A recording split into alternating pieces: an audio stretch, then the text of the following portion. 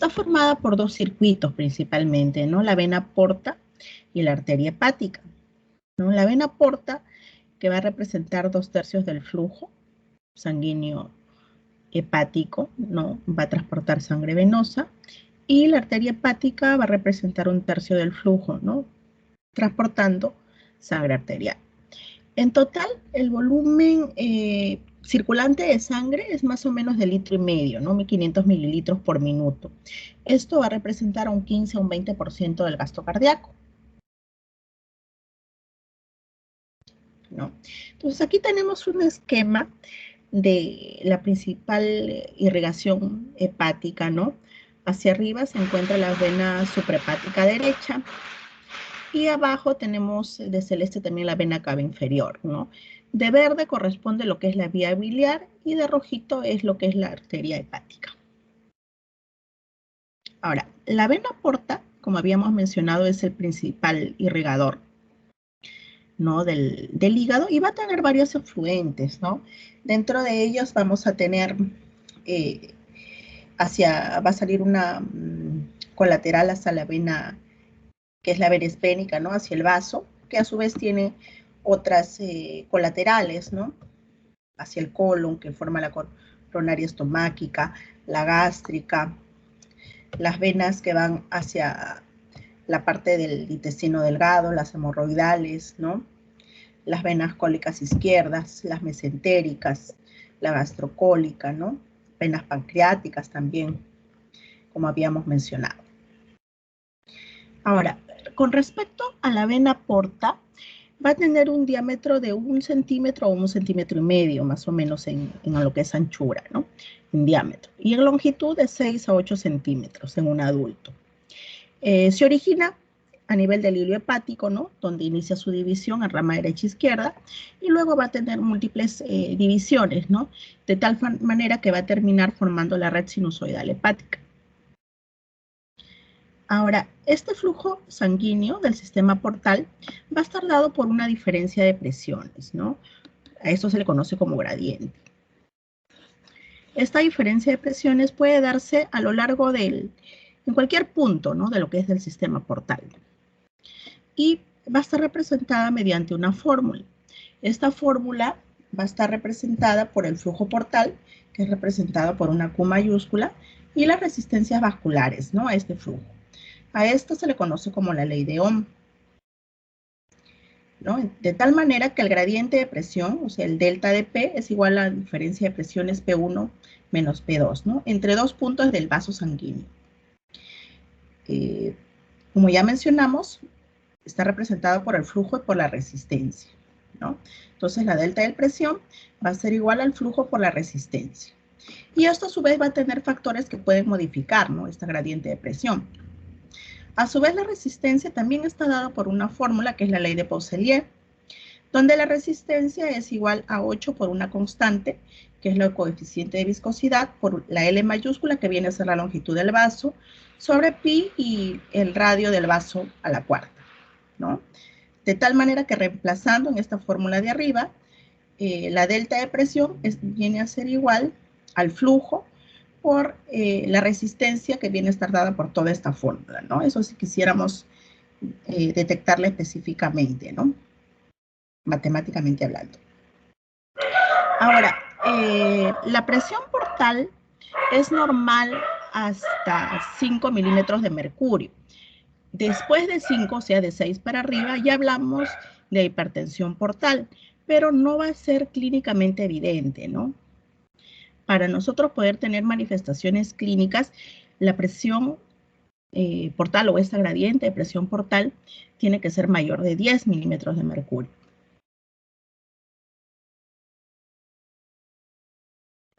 Entonces, hablamos de hipertensión portal, como habíamos mencionado, a partir de 6 milímetros de mercurio, ¿no? Y clínicamente, a partir de 10 van a darse las manifestaciones. Dentro de estas manifestaciones, una de las primeras que se da son las varices esófago-gástricas, ¿no? Que al sufrir ruptura van a presentar la hemorragia digestiva, que es la principal manifestación clínica que se da en estos pacientes con hipertensión portal, ¿no? Otra de las manifestaciones va a ser la citis, encefalopatía, los síndromes hepatorrenal, hepatopulmonar, dependiendo del estadio en que se encuentra el paciente, ¿no? Ahora, en este algoritmo vemos cómo se da la hipertensión portal, ¿no? Hemos mencionado que la hipertensión portal está dado por dos puntos, ¿no? Dos aspectos. Uno es el flujo y el otro es la resistencia. Ahora, hay factores que provocan que aumente esta resistencia a nivel intrahepática, ¿no? Entonces va a haber factores estructurales que forman parte del vaso y factores funcionales. Al aumentar esta resistencia, entonces se genera la hipertensión portal, provocando una vasodilatación a nivel de todo lo que es el sistema esplácnico y sistémico, pero el flujo en un primer momento se mantiene constante, de tal manera que el cuerpo lo sensa o lo mide como si fuera una hipotensión arterial. A pesar que el flujo se mantiene constante, el diámetro del vaso ha aumentado, ¿no? Entonces, por eso es que va a censarse como una hipotensión arterial o una hipovolemia efectiva. Y esto va a hacer que se activen diferentes sensores, ¿no? Diferentes mecanismos. De tal manera que ahí se va a activar el sistema renina, angiotensina, aldosterona, ¿no? Un llamado también eje renina, angiotensina, aldosterona. Y esto va a actuar a nivel renal, va a generar retención de sodio, por ende retención de agua, ¿no? Ahí tiene que ver también la hormona natriurética. Y al retener agua, va a hacer que aumente el flujo a nivel de todo este sistema portal, ¿no?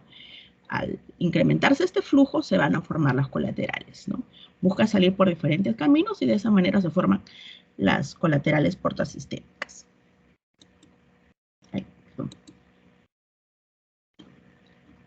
Entonces, esta hipertensión puede darse a diferentes niveles, ¿no?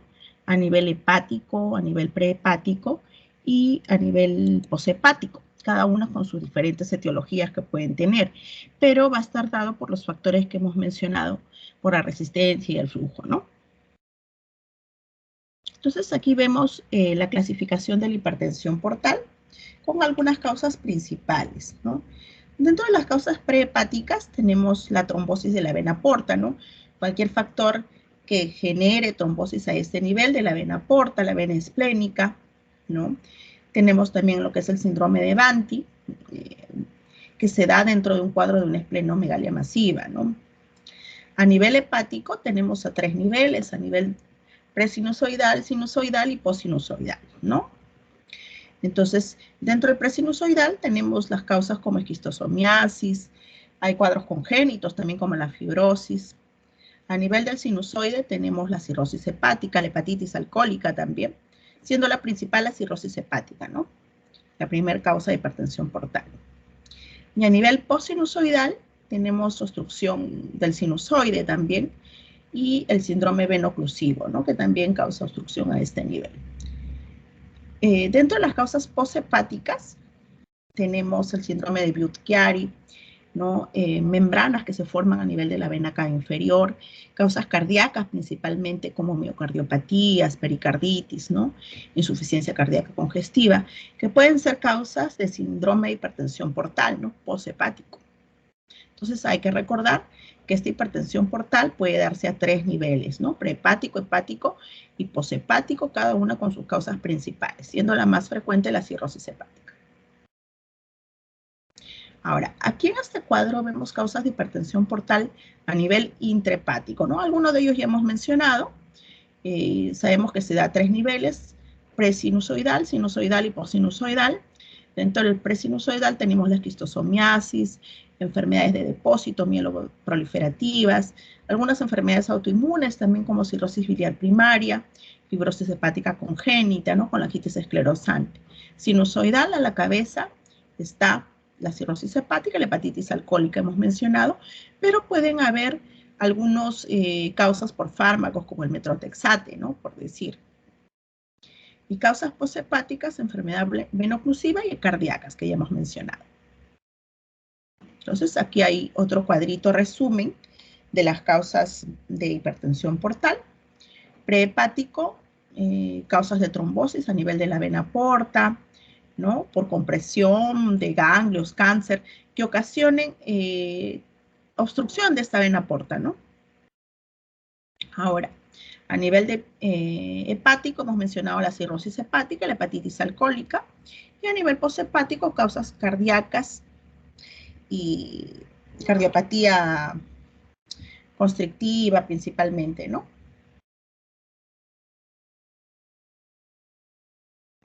Ahora, cuando hay una elevación de este gradiente de presión portal mayor de 10 milímetros de mercurio, ya tenemos las manifestaciones clínicas, ¿no?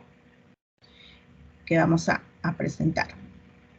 Bueno, en este cuadrito, aquí mencionamos que la cirrosis hepática, bueno, es la principal causa de hipertensión portal, principalmente, ¿no? Ahora, cuando hay aumento de esta resistencia vascular, ya mencionamos que había dos factores. Uno de ellos es el mecánico, que está dada por la arquitectura del vaso, por la presencia de fibrosis a nivel hepático, nódulos de regeneración, síndromes venosos oclusivos, ¿no? Oclusión del vaso. Y tenemos el factor dinámico. Esto está dado por el movimiento del flujo, por las células que forman parte del vaso sanguíneo, del endotelio, que van a tener una capacidad contráctil, ¿no? De tal manera que pueden impulsar el flujo sanguíneo, ¿no?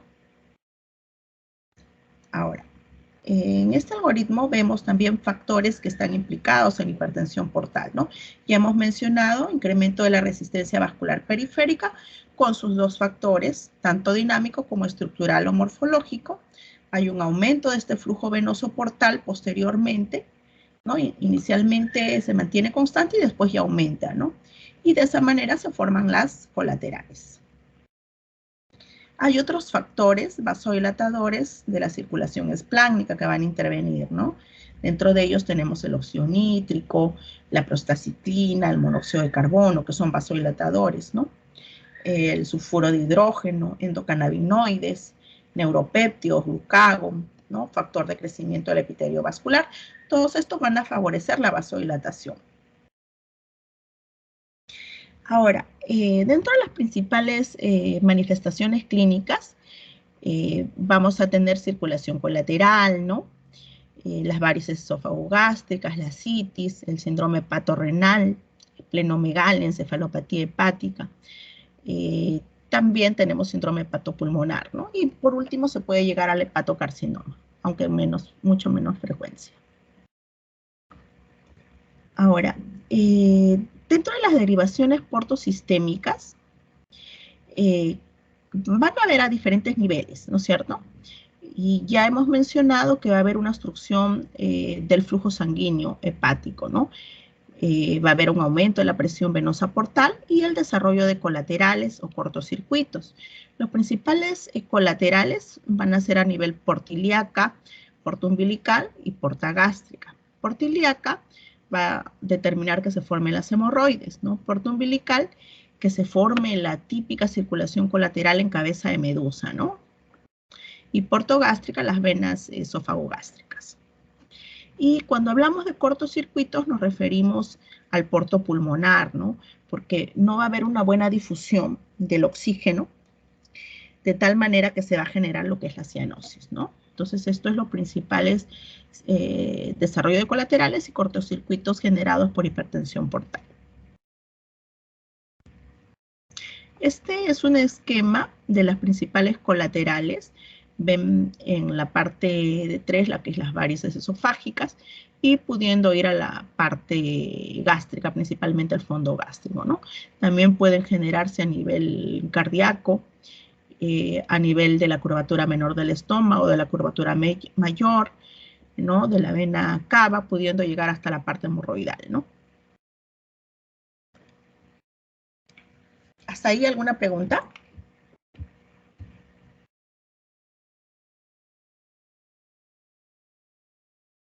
Chicos,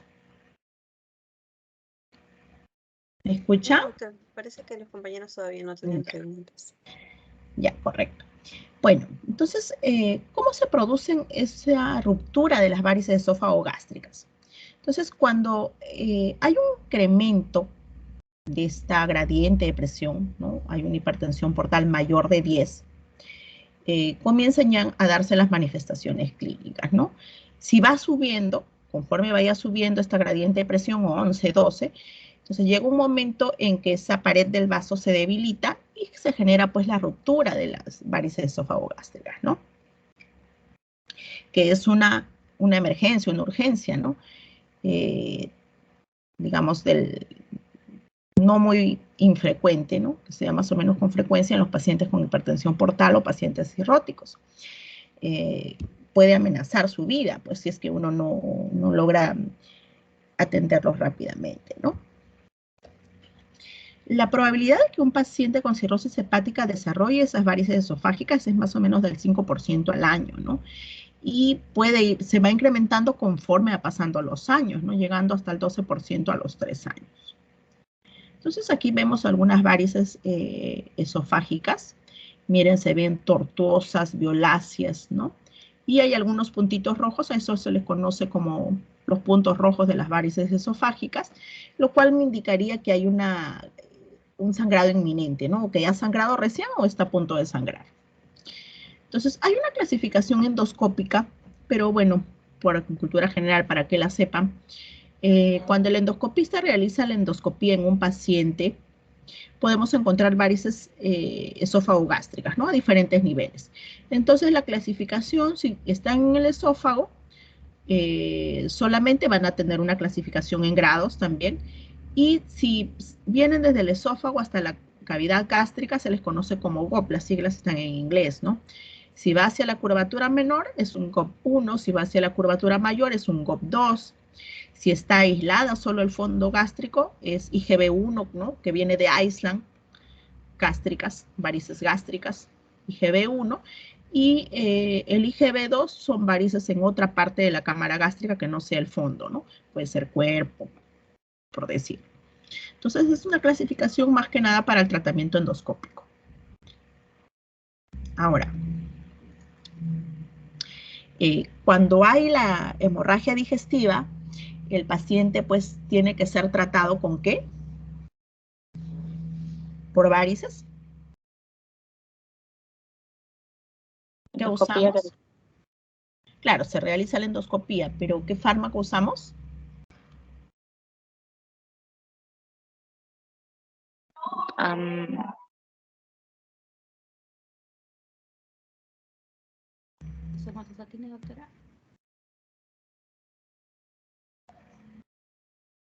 Generalmente se usan fármacos. ¿Perdón? Se usan los fármacos vasoactivos, ¿no? Que van a provocar que este vaso reduzca de diámetro, de longitud, ¿no? Entonces va a provocar una contracción del vaso, por eso se llama vasoactivos, y de esta manera disminuye el sangrado, ¿no? La afluencia del sangrado.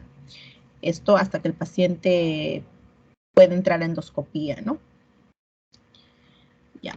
Y bueno, si luego se da el tratamiento endoscópico, si son varices esofágicas la ligadura, y si es gástrica se aplica una sustancia que es la obturación por una sustancia que se llama el cianocrilato, ¿no? Ya. Pasamos a una segunda manifestación que es la encefalopatía hepática. La encefalopatía hepática, una de las principales teorías en su formación es la formación de amoníaco, ¿no? En el tracto digestivo y el paso de este amoníaco mediante la barrera hematoencefálica, va a atravesar la barrera hematoencefálica y va a provocar edema a nivel cerebral y citotoxicidad, ¿no? Y de esa manera se provoca las alteraciones en el paciente, ¿no? Que puede tener grados también, ¿no? Dependiendo del grado de inflamación o de acumulación de amonio. Van a intervenir también otras enzimas como la glutamina y la glutaminasa, ¿no? Acá, en esta formación de amonio. Entonces puede haber edema cerebral y encefalopatía, ¿no? Entonces hablamos de encefalopatía hepática dentro del contexto de un paciente con hipertensión portal o dentro del contexto de un paciente cirrótico, ¿no? Porque puede haber otras causas de alteración del sensorio que el médico tiene que saber discernir En la evolución o la clasificación de encefalopatía según Westhaven, va a clasificar en 4 grados, ¿no? Siendo 0 donde no hay nada, ¿no? No hay encefalopatía. Grado 1, el paciente está despierto, pero puede tener ciertas alteraciones en el estado de ánimo, ¿no? Ir de la euforia a la depresión. El grado 2, ya el paciente se puede encontrar desorientado parcialmente, generalmente se desorienta en tiempo y en lugar, puede haber momentos de exacerbación del ánimo también, ¿no? Y puede haber flapping o axerixis al examen. En una encefalopatía grado 3, ya el paciente está entrando en un estado soporoso de sueño profundo, ¿no? Puede despertar al llamado, a estímulos dolorosos y se encuentra confuso, ¿no? Desorientado. Se puede mantener el flapping y puede haber nistagmus si es que uno le hace el reflejo con la linterna, ¿no? Y en un grado 4 ya el paciente se encuentra en coma, ¿no? Entonces son los diferentes grados de encefalopatía que puede presentar el paciente con hipertensión portal o cirrótico y que son reversibles en realidad si es que uno los, trata a tiempo, ¿no? Pueden haber diferentes factores que desencadenen la encefalopatía hepática, ¿no? Dentro de ellos tenemos los fármacos como las benzodiazepinas, narcóticos, el alcohol, ¿no? Puede aumentar también por que haya consumo de amonio, cualquier factor que genere el amoníaco que ya hemos dicho, ¿no? Ingesta excesiva de proteínas, sobre todo carnes rojas, que el paciente se estreña, ¿no? Que el paciente haga hemorragia digestiva, que tenga un cuadro infeccioso, ¿no? Alcalosis. Puede haber deshidratación en el paciente por algún motivo, vómitos, diarreas, por la hemorragia o por el uso de diuréticos, ¿no? Cuadros quirúrgicos, ¿no? Los shunts portosistémicos, las derivaciones portocavas, cuadros quirúrgicos que son muy grandes y que pueden descompensar al paciente. Y las causas oclusivas, ¿no? Trombosis de la vena porta, de la arteria hepática, ¿no? Y por último, un estado de neoplasia, ¿no? Que puede provocar lo que es encefalopatía, ¿no? Otra de las manifestaciones es la citis. ¿Cuál será la causa de la citis acá en hipertensión portal? La hipoalbuminemia. La hipoalbuminemia es una causa de ascitis, pero no es la principal en hipertensión portal. Por otras causas puede ser la hipoalbuminemia, o sea, ascitis de otra causa, sí.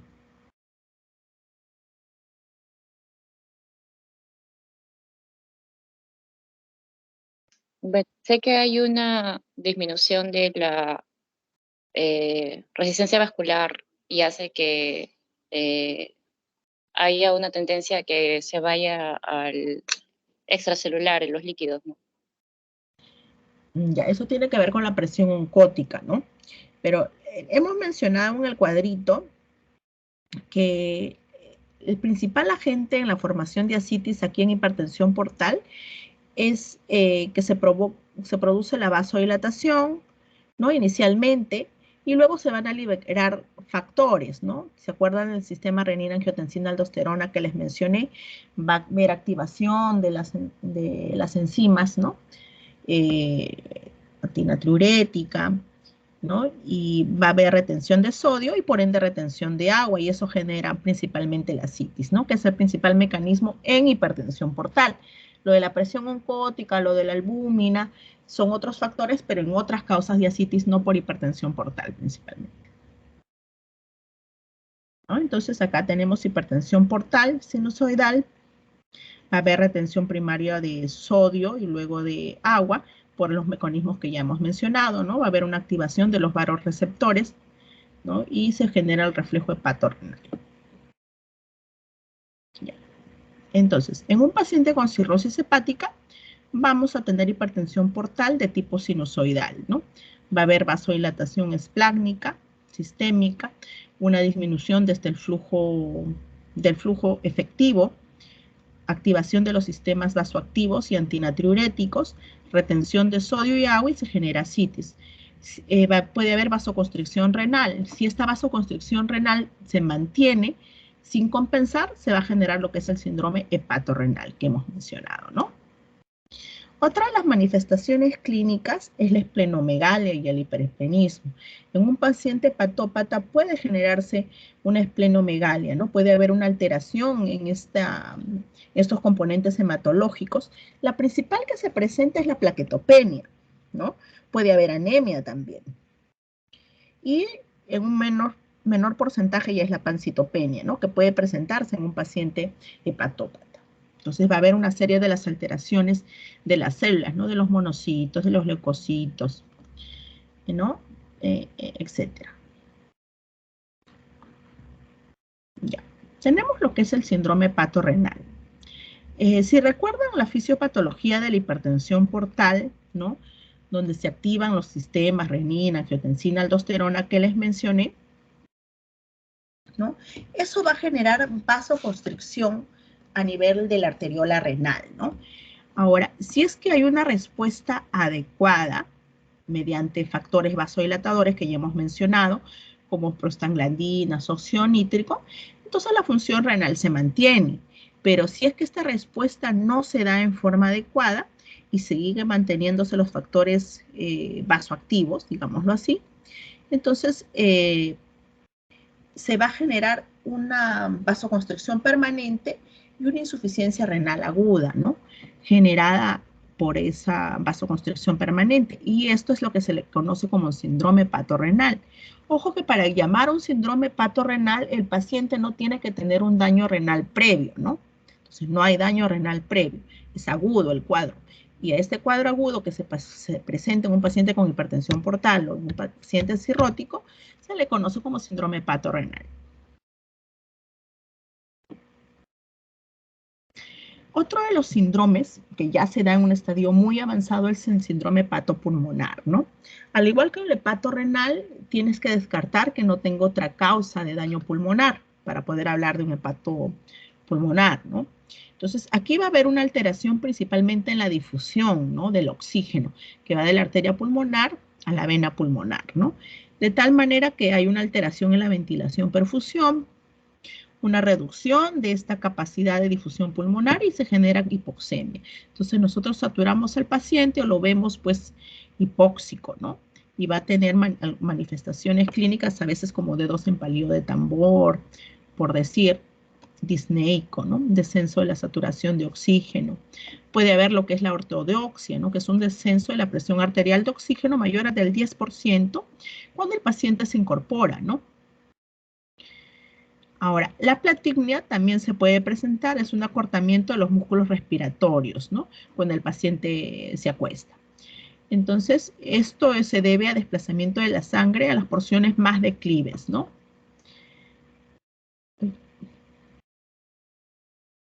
Este cuadrito es. Y por último tenemos lo que es el hepatocarcinoma, ¿no? En un paciente que tiene ya hipertensión portal, tiene ascitis, hay una alteración estructural permanente en un paciente cirrótico, puede haber zonas que son muy vascularizadas y una proliferación excesiva de células, ¿no? Y es cuando se genera las células neoangiogénicas, las células cancerígenas, con un foco que es bastante vascularizado, ¿no? Es menos frecuente, pero sí se da, siendo todas estas las principales manifestaciones de la hipertensión portal, ¿no? Entonces, ya sabemos, como conclusión, ¿qué dirían? Ustedes dan las conclusiones, a ver, de la clase. ¿Chicos?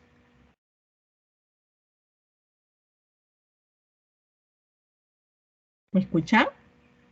Sí, le escuchamos, doctora. ¿Cuáles serían las principales conclusiones de la hipertensión portal?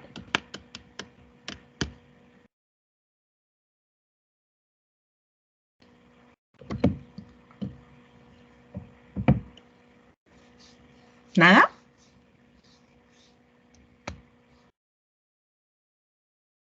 Uy, ustedes están mudos, están durmiendo, creo.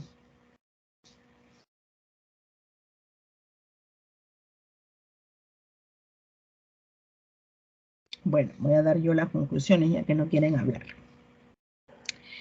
La hipertensión portal es un síndrome, ¿no? Caracterizado por un aumento de la gradiente de presión, ¿no? Esta presión se da a nivel del sistema portal, ¿no? Diferencia entre dos presiones. Y esto va a estar dado por la resistencia y por el flujo, ¿no? Va a haber factores que alteren la resistencia, que ya hemos mencionado, ¿no? Y nosotros podemos tener la alteración a nivel prehepático, hepático y poshepático, ¿no? Cada una con sus diferentes causas. La cirrosis hepática es la principal causa de hipertensión portal, no solo a nivel intrahepático, sino a nivel general, ¿no? Y va a haber manifestaciones clínicas, ¿no? Que ya hemos mencionado, ascitis, circulación colateral, cortocircuitos, síndromes hepatorrenal y hepatopulmonar, esplenomegalia, ¿no? Entonces son las principales manifestaciones clínicas, cada una con su fisiopatología explicada y con factores desencadenantes, ¿no? Que es importante que ustedes recuerden.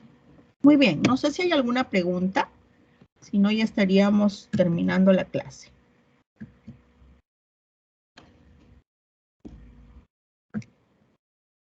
Chicos, ¿alguna pregunta? Creo que no hay preguntas, doctora. Todo claro, un grupo muy callado, ¿ah? Doctora, y el manejo de la ascitis, o sea, ¿en algún momento esa hipertensión portal se puede considerar como una emergencia? Claro, dependiendo de la manifestación, ¿no? Si es hemorragia digestiva, es una emergencia. Si es una peritonitis bacteriana espontánea, que es una complicación, una infección del líquido ascítico, cuando pasa de cierta cantidad, es una emergencia también, ¿no? Porque peligra la vida del paciente si no se trata. Doctora, ¿y esos pacientes por ese peligro de que haga esa infección, se le tiene que hacer paracentesis, sí o sí? O sea, a los pacientes que tengan ascitis. Todo paciente que va con ascitis debut se hace paracentesis diagnóstica. La evacuatoria va a depender de que el líquido esté infectado o no.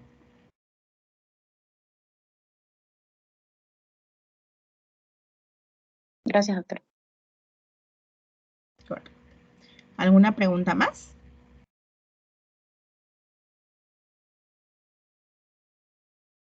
Dentro de las colaterales, doctora, que se puedan presentar, las más comunes en esos pacientes, ¿cuáles pueden ser? Esofagogástricas, las que hemos mencionado.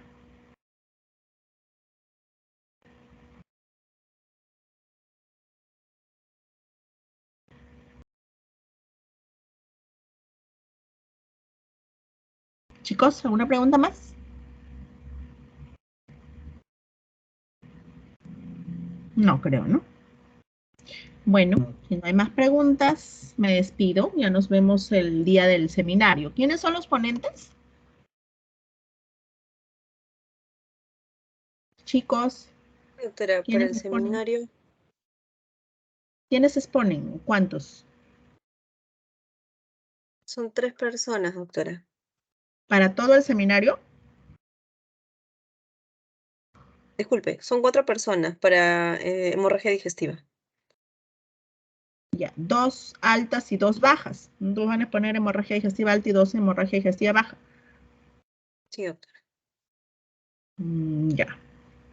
Le envié me parece la lista. Le envié. No me he fijado. Solamente me ve en las indicaciones, de ahí no he visto el WhatsApp. Ah, ya, le mando si no. Sí, mejor. Sí. Bueno, si son 4 ponentes en total, pueden exponer hasta 12 minutos, ¿no? Si son más, solo 10 minutos. ¿Ya? Muy bien. Nos estamos viendo entonces. Buenas noches. Sí, doctora. Buenas Gracias. noches, doctora. Que tenga buena noche. Correcto. Bueno, Ya le envié a su WhatsApp, doctora. ya, correcto, gracias. Hasta luego. Muchísimas gracias a usted. Gracias.